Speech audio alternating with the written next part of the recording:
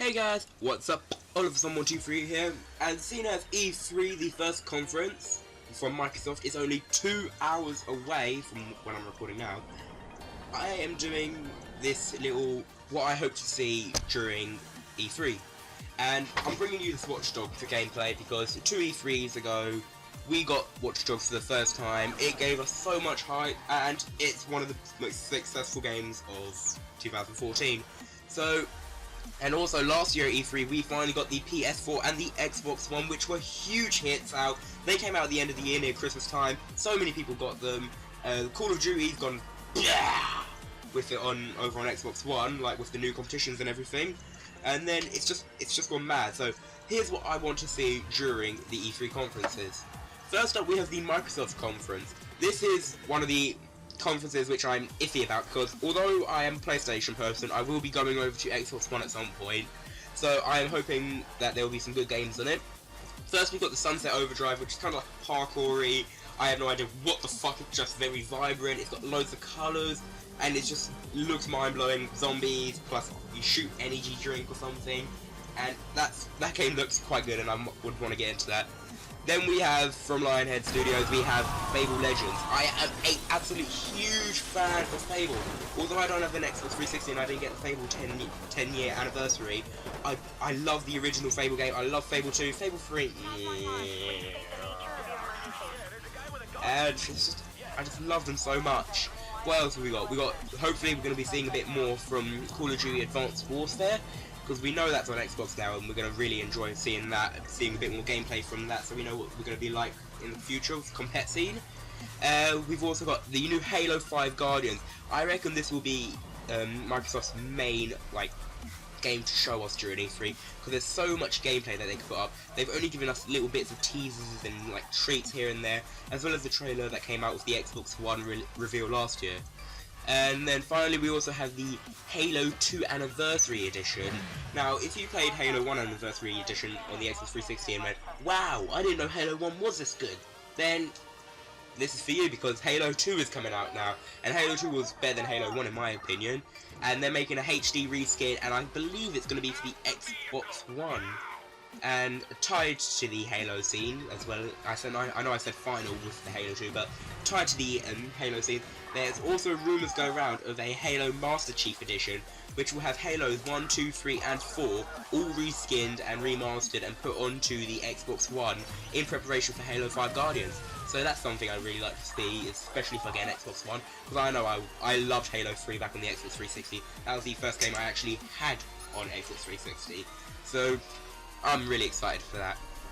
Now we're going to move on to the EA side of things. The EA conference is exactly straight away after the Microsoft conference, and there's not many games out. I can only see 4 games that they're going to be showing. First, they've got the Battlefield Hardline, the Battlefield meets Payday, Cops vs. Robbers sort of thing, which is brought out by EA and produced by Visceral Games, which is kind of new because normally Battlefield is produced by DICE, and for DICE not to be on this one, it could go either very well or very bad.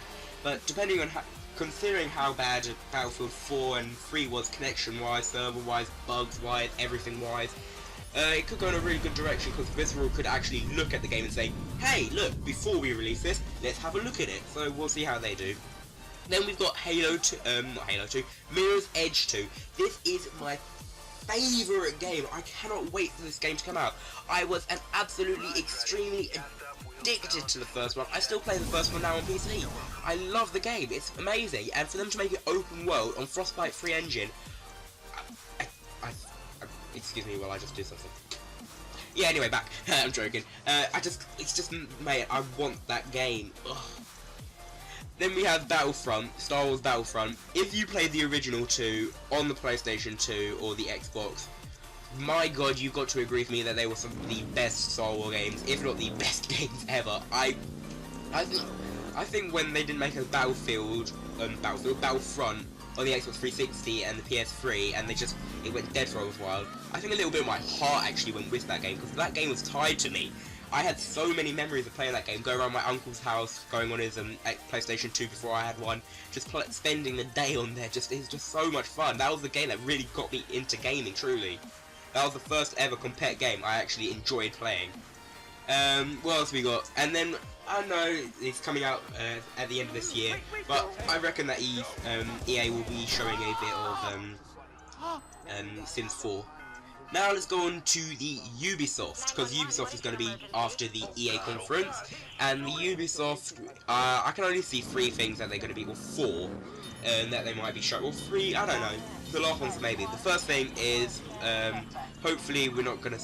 I put Fallout 4 on my list. I didn't need Fallout 4 because if Bethesda show Fallout 4, then I'll be amazed. But I actually meant Far Cry 4. We haven't got any gameplay of that. We've just got a box art at the moment. We know it's coming to the Himalayas, and we know that it's got a harpoon gun, but we haven't seen any gameplay. So I'm hoping to see that in the E3.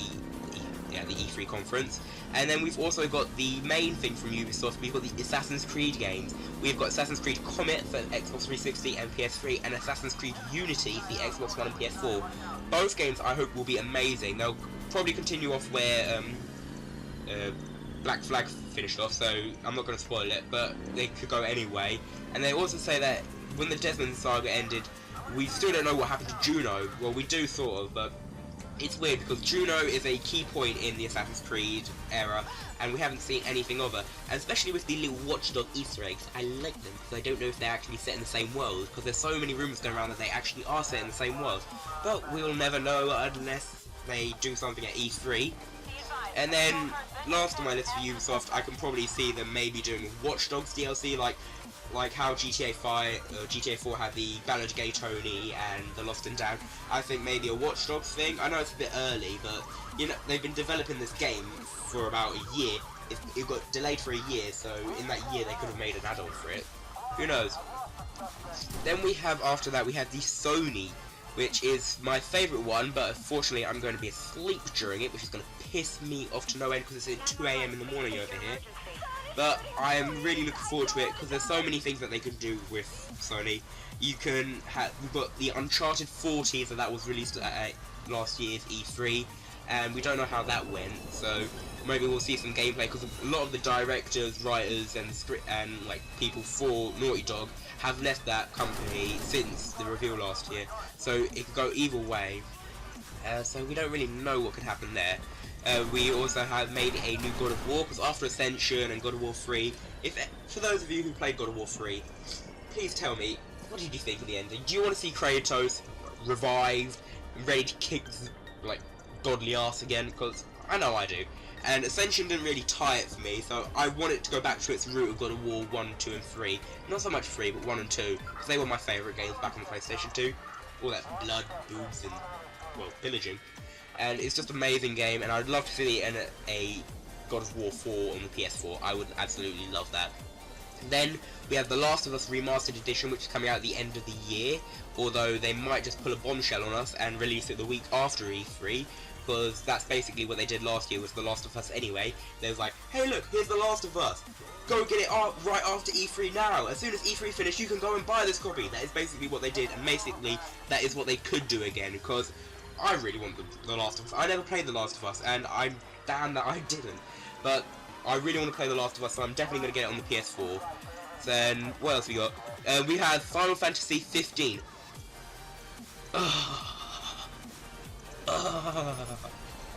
This game, oh my god, I've been waiting to see this game for so long. I have been following this game since it was Final Fantasy 13 Versus. And when that Versus 13 smashed at the end of last year and had 15, I actually wet myself with excitement. I am such a huge fan of the Final Fantasy series, and I'd love to see some gameplay from them. We also have Kingdom Hearts 3. I swear to God, if this is not shown at Sony E3, I will punch someone.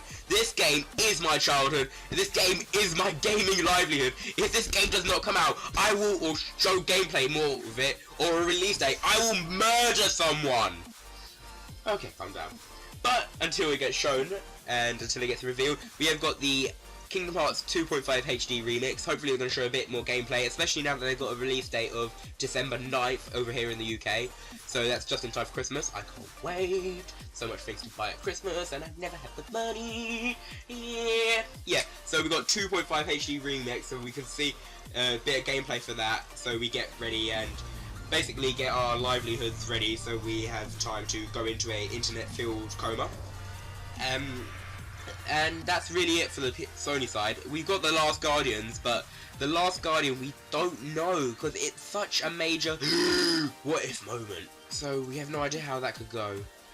And then finally we have the Nintendo conference. The Nintendo, I can't really see them doing much here.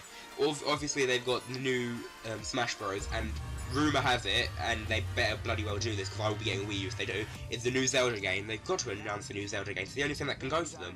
They can also show a bit of gameplay from Pokemon Omega, Omega Sapphire and Alpha Sapphire and Omega Ruby, or I've probably just fucked them up completely, but they could show a bit of that.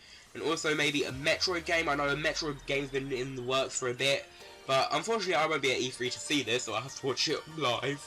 But hopefully as site grows, I'll be able to go and see it one day and be able to bring this to you live. But that is what I want to see at E3 this year, guys. I hope you enjoyed my insight, and if you enjoyed this video, please make sure to hit that like button, and I'll see you guys next time.